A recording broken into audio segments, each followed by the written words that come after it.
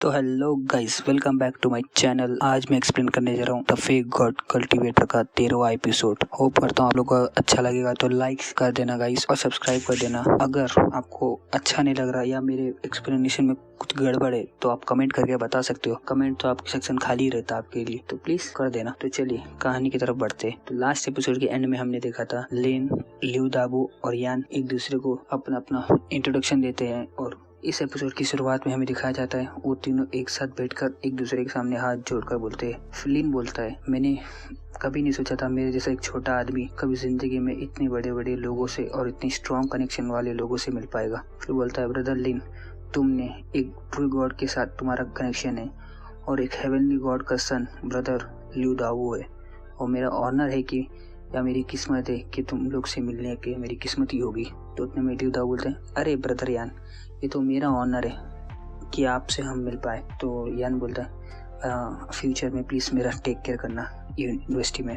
मतलब इनके नाम पे साला उड़ना चाहता है, इनडायरेक्टली बोलना चाहता है, ठीक है। तो उतने में यान बोलता है, क्या ट्रू गॉड, हेवनली गॉड, और क्या लिu दावू तुम्हारा फादर हेवनली गॉड है?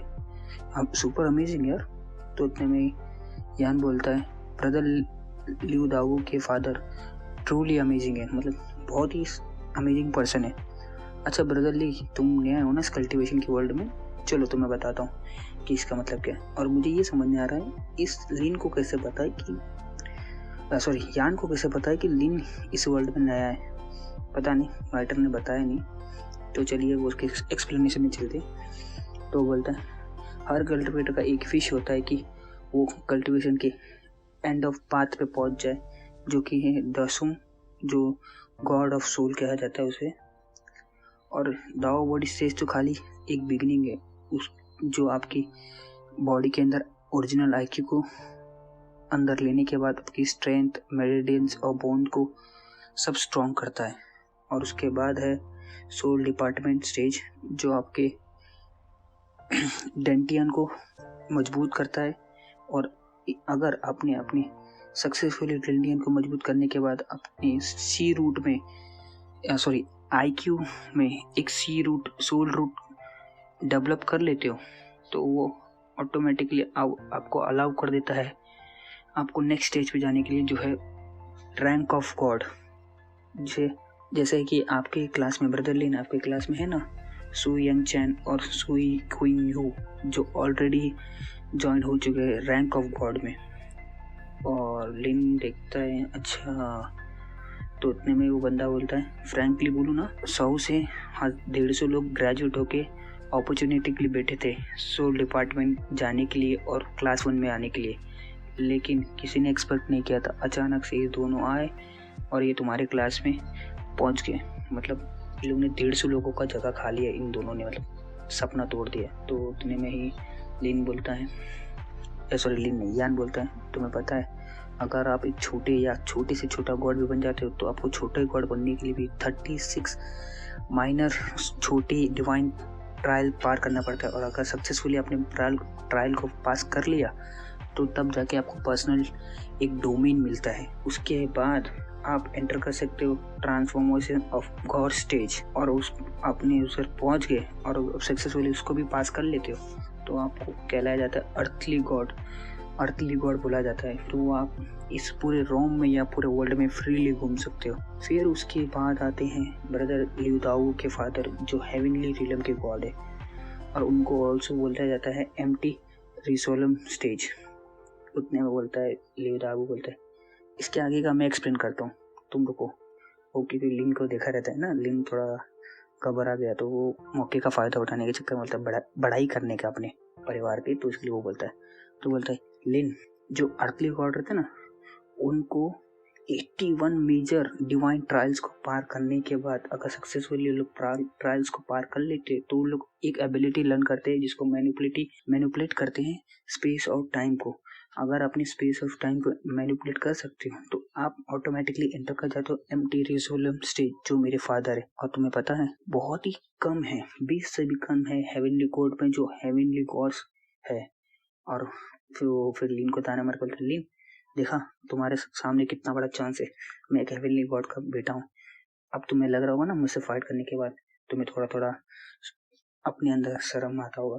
तो लिन उसको देख के सोचता है क्या, और बड़े ही फिर लिन जाके उसके पास बोलता है लिu दाओ क्यों नहीं अभी थोड़ी हमारा ये सजा पूरा होने के बाद जाके प्रेंटिस डीएनए टेस्ट करा लेते हैं, डीएनए टेस्ट में ज्वाइन हो जाते हैं।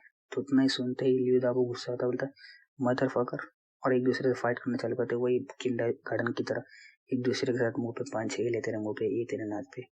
उतने में यान बोलता है ब्रदर लिन तुम्हें इतना फ्रस्ट्रेट होने की जरूरत नहीं है, और आपका बैकग्राउंड तो कंपेयर करने लायक भी नहीं है, मतलब लिu दाओ के साथ।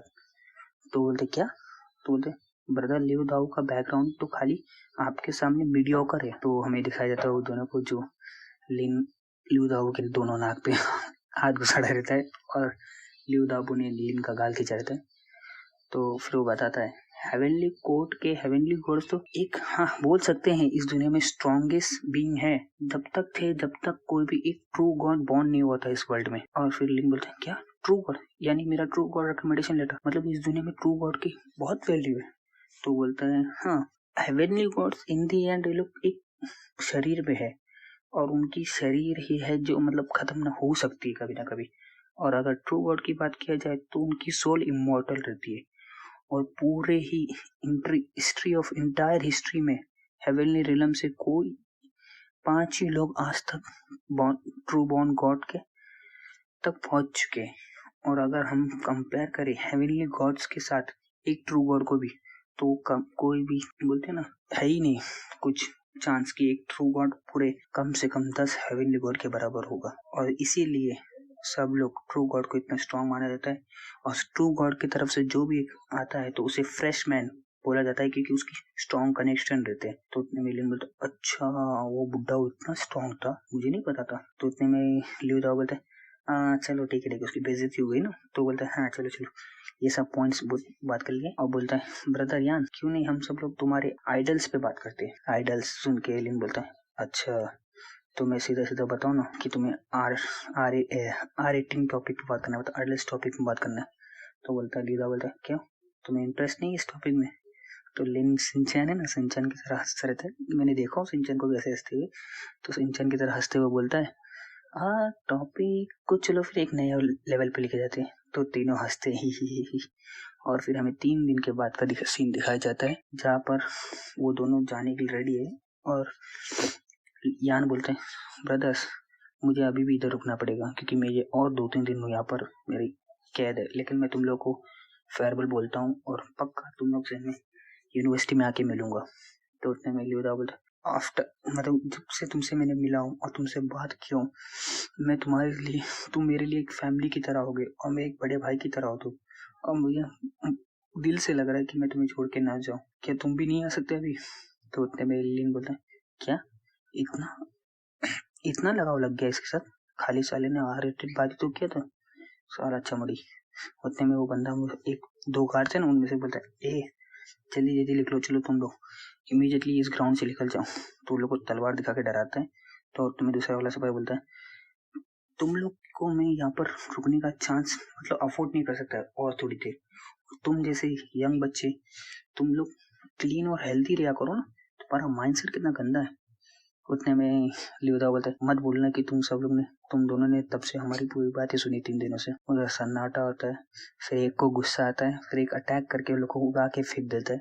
उतने में लिन बोलता है अबे साले मेरी गलती क्या थी, तो इसमें मेरे को क्यों बीच में घुसाड़ा। तो उतने में यहीं पर हमारा एक 13वां एपिसोड खत्म होता है। होप करता हूँ आप लोग को अच्छा लगा तो लाइक शेयर और सब्सक्राइब कर देना गाइस। और हाँ प्लीज कमेंट करके बताना कि मेरी कोई गलती कर रहा हूँ तो जरूर बता देना, ठीक है, बाय।